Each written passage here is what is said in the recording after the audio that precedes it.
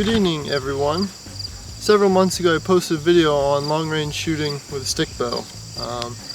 Responses were good, but everyone wants to know how I do it, how I aim, stuff like that. So tonight we're going to go through, we're going to break it down, show you how I do it, and we'll go from there. Let's start shooting. So first step, we're going to go through how I aim. When you're shooting long distances, I feel that it's necessary to have some kind of an aiming system. At that range, your trajectory is dropping off very quickly, and just slight miscalculations will end up being feet off when you're shooting 50, 60, 70 yards. So I feel it's important to have some way of aiming so you can have the consistency you need. I do want to note that this is just how I do it. Everyone's different. If you find something that works better, then more power to you. So like I said, I'll draw back, I'll lock in, get good form, and then just pick your elevation, let the shot go off. After a lot of practice, it's not terribly difficult to do. The most important thing is knowing how far it is, because at that range, your arrow is really dropping off quickly, and one small miscalculation shows up huge at long distances. So I'm going to try to show you how I do it. So first thing, your form has to be really consistent if you're going to have any hope of having good consistency at the farther ranges. So how I shoot, kind of rock on my knees, set up. I do shoot 3 under. Split finger works just as well. What I'll do is I'll open up my hand, put the pressure maybe about the ball of my thumb. I also put all the pressure on my middle finger. I hook it in hard, bring up, lock in. I'll take my time to aim,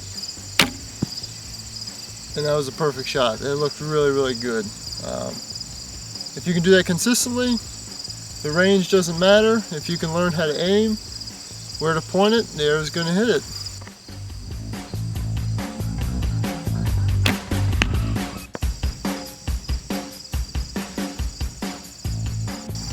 So the clip I just showed you, I was trying to show what it looks like through my eyes. So like, come back, you've got the arrow running perpendicular down through your vision. My arrow is right underneath where I'm trying to shoot, and then the distance underneath or above is simply dictated by how far the shot is. That clip was taken at about 23, 24 yards, which at that distance I have a couple feet under, or pulled under. So we'll go stretch it out a little bit now. The bag target behind me is at 65 yards. When I take this shot, that target is actually about in the center of my bow when I'm at full draw. I shoot with both eyes open and I can see the target and the bow at the same time. So I'll pick the target, I'll pick my reference on the bow now instead of the arrow, and I'll take the shot. Let's see if it works.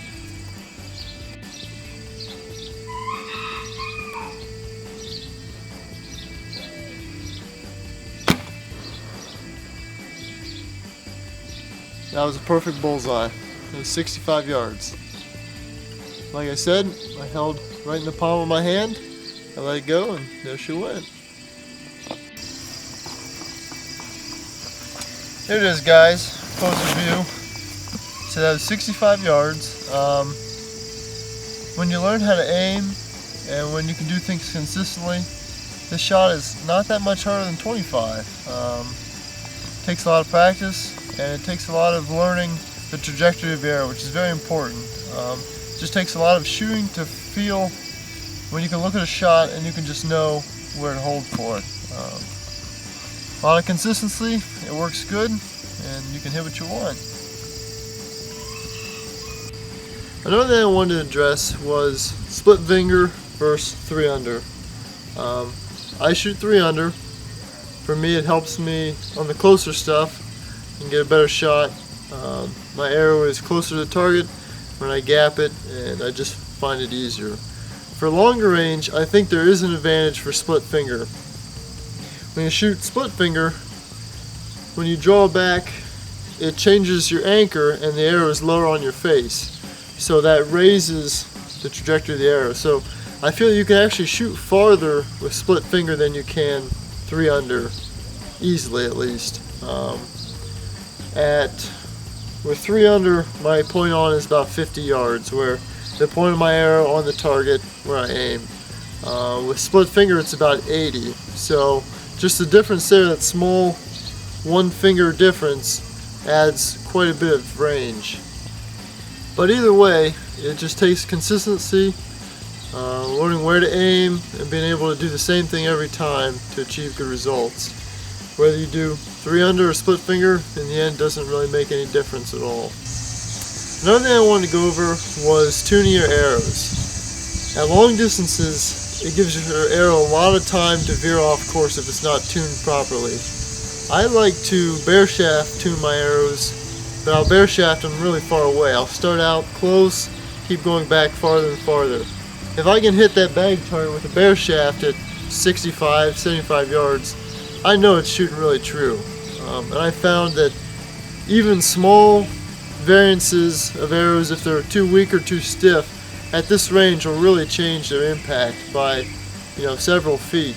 So with that said, I'm going to shoot a fletched arrow, and I'll shoot my bare shaft. These aren't the exact same arrows I'm shooting. Something I had laying around. It shoots pretty close, but it's not perfect. But we'll give it a try and see how close the impact is 65 yards. Alright, first our fletched one.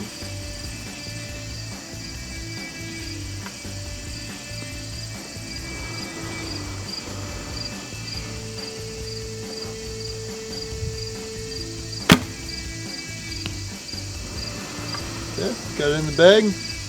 Now our bare shaft. Now this shaft isn't actually tuned. This is a full-length shaft. I just threw a point on it.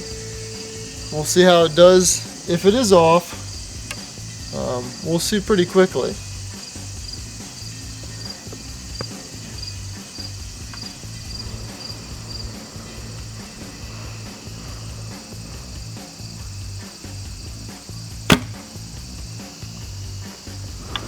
Okay, so it does not shoot exactly the same as the fletched shaft. It's close, but it's not perfect. It needs to be cut down and fine-tuned like my other arrows. Let's go see the difference. Okay, so here's what we have. Here's our fletched shaft, here's our bare shaft. Now this flying to the left means it's a little stiff. The tail kicked right and flew off, but it's really close. With some fine tuning, this shaft would be on the bag right with my other arrows.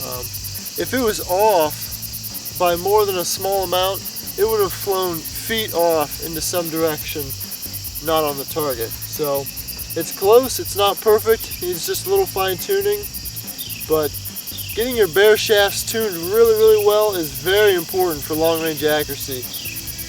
Your fletching helps a lot, but it can only do so much. That shaft has to be perfect to start with.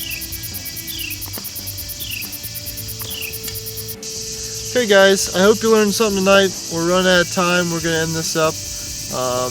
Like I said, we went over our shooting, aiming, 3-under versus split. Another important thing is a good clean release, which is just learning how, doing it consistently. We went over bare shaft tuning.